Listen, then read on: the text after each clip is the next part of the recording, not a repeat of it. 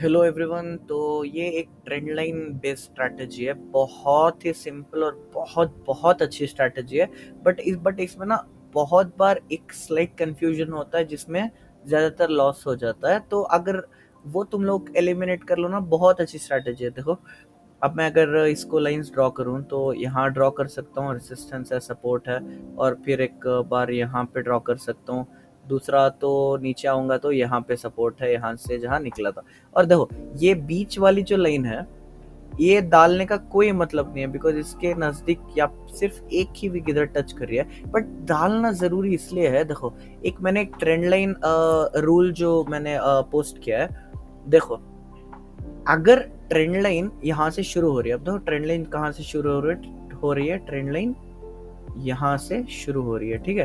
अब क्या हुआ, ये एक लो आया, फिर थोड़ा हाइयर लो आया, फिर मतलब एक पहाड़ की तरह बन रहा है, मतलब सॉरी, हाँ, पहाड़ की तरह एक मूवमेंट जा रहा है, एक चैनल में मूवमेंट जा रहा है।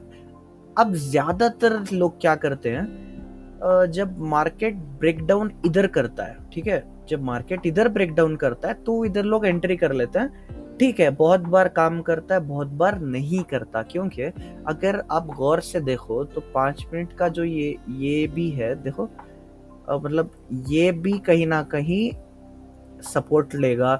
फिर इसके नीचे आए तो ये भी कहीं ना कहीं सपोर्ट, ये भी कहीं ना कहीं सपोर्ट बन जाएगा। तो काफी बार क्या होता है, ये ब्रेकआउट पे स्ट्रेटजी फेल हो जाती है, गोल्डन ऑन बना के वापस चला जाता है। देखो, अब वो तो डिपेंड करता है ऊपर क्या क्या रेसिस्टेंसेस है, ऊपर कैसे पैटर्न से मार्केट आया है, तो वो हिसाब से डिपेंड करता है। इसमें तो बहुत अच्छा मतलब दिखा रहा है कि नहीं जाएगा ऊपर, क्योंकि एक स्ट्रॉन्ग रेसिस्टेंस की लाइन है और ऊपर भी कुछ खास प्राइस एक्शन नहीं है, ऐसे तो जाएगा नहीं। बट फिर भी मैं इसे हमेशा एक रिस्क मूव मानता हूँ। लेकिन एक्चुअल ब्रेकआउट किधर आता है? एक्चुअल ब्रेकआउट जब आता है जहां से तुम्हारा ये माउंटेन पैटर्न शुरू हुआ है, उसके लो पे आना चाहिए और उसके लो के नीचे गैप रहना चाहिए। अगर 1 आवर में हम देखें, मतलब जहां से तुम ट्रेंड लाइन ड्रॉ कर रहे हो उसके नीचे आना चाहिए। देखो, यहां से अब तुम ड्रॉ कर रहे हो ना, इसके मार्केट नीचे ब्रेकडाउन देना चाहिए और गैप रहना चाहिए। अगर तुम देखो तो एक पूरी कैंडल ने ब्रेकआउट दिया था, तो पूरी तरह से मार्केट नीचे आ सकता है, समझ रहे हो? अब नहीं आया, वो क्यों नहीं आया? थोड़ा ही नीचे आया, फिर भी बहुत अच्छा रेशियो था, क्योंकि 5 मिनट में अगर हम लोग देखें तो दो 5 मिनट में यहाँ पर एक शोल्डर है, ठीक है। तो शोल्डर की वजह से या फिर इधर एक कंसोलिडेशन हुआ है, इसकी वजह से थोड़ा थोड़ा जैम हो रहा है। But most of the time 99% ये मतलब नीचे भी आ जाएगा। अगर नहीं भी आया ना तो 1 मिनट में देखो कितना अच्छा पैटर्न, 1 मिनट में नियरली 360 पे तुम लोग सेल मार के 357.5 पकड़ते, तो 2.5 का मतलब नियरली 4%। 4%, 1 लाख का 4-4.5 हज़ार ईजी मिलता है। और स्टॉप लॉस पता है कितना है? स्टॉप लॉस इतना ही रखना है, ठीक है। स्टॉप लॉस और कम है, 3% के करीब है, समझ रहे हो? तो देखो, एक ट्रेंड लाइन जो रूल मैंने डाला है वो जाके पढ़ो और अच्छा समझ आएगा। जहां से हम लोग ट्रेंड लाइन ड्रॉ करते हैं उसके मार्केट को नीचे निकलना है। ये मूव जो आती है बहुत रिस्की रहती है। डायरेक्ट ट्रेंड लाइन जो ब्रेक होता है ना, देखो, ये ब्रेक हुआ, ऐसा तुम लोग एंट्री कर भी सकते थे, मैं ये नहीं बोल रहा हूँ नहीं करना है, लेकिन बहुत बार चांस ऐसा है कि यहाँ देखो 5 मिनट में अगर हम लोग देखें तो ये ब्रेकडाउन तो हुआ, लेकिन ये भी तो एक विग है ना, यहाँ से भी तो जा सकता है ना यार। तो आज नहीं गया लेकिन कल तो जा सकता है ना, तो वो मैं कंसिडर नहीं करता। जहां से ये जो मेन लाइन है, मतलब लास्ट, मतलब तुम हम लोग जो ड्रॉ कर सक रहे हो, यहाँ से हम लोग स्टार्ट किए थे ना, यहाँ से हम लोग स्टार्ट किए, तो ये जोन के मार्केट को नीचे आना है और नीचे गैप रहनी चाहिए। अगर 1 आवर में हम लोग देखें तो अच्छा खासा गैप है। अगर देखो ब्रेकआउट के बाद निकाल दूं तो जूम इन करके हम लोग देखें तो यहाँ से हम लोगों ने ड्रॉ किया है। ब्रेकआउट के बाद अच्छा खासा पूरी ग्रीन कैंडल है, तो पूरी रेड कैंडल भी बन सकती है।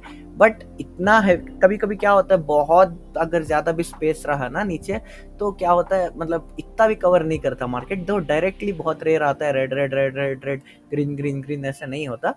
मतलब कहीं ना कहीं एक दो सबसे अच्छा रेशियो अगर तुम्हें टारगेट को लेके निकलना है तो 1:1। जितना तुमने स्टॉप लॉस रखा है उतना टारगेट लेके निकल जाओ।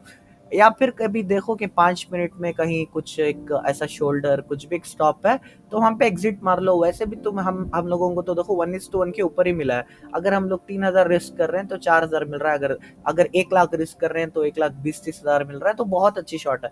और देखो पैटर्न देखो कैसे आया है। मार्केट क्या किया, मूवमेंट मतलब यहाँ से ट्रेंड लिया, ब्रेक हुआ था, ट्रेंड लाइन ब्रेक करके नीचे आया, फिर एक डब्ल्यू बनाया। जब ये निकला डब्ल्यू बनाया, तो बहुत लोगों ने इधर बाई भी किया होगा, ठीक है, क्योंकि अभी क्या है, एक मेन सपोर्ट है, ठीक है, मेन सपोर्ट है, एक डब्ल्यू बनाया हुआ है, बहुत लोगों को लगा होगा ऐसे चले जाएगा, लेकिन ये कभी नहीं करना। क्यों? क्योंकि ऊपर ही स्टॉप है। देखो ये एक प्रॉपर स्टॉप कंसीडर होगा, जहां से एक लोअर हाई, सॉरी लोअर लो, सॉरी लोअर हाई जो भी है, वो जो बनाया था, अब ये एकदम स्टॉप हो जाएगा। देखो एक डब्ल्यू था ना, लेकिन एक डब्ल्यू का जो कॉर्नर है वो स्टॉप कर देगा, तो एक स्मॉल टारगेट है। स्मॉल टारगेट कभी नहीं लेना। अगर इनकेस ये भी बच गया, तो जो ये ट्रेंड लाइन टच कर रही है उस पे मार खा के नीचे आ जाएगा, ठीक है। तो ये बाइंग तो एलिमिनेट थी ही, लेकिन अब सेलिंग कहाँ, मतलब स्ट्रॉन्ग कहाँ लगी?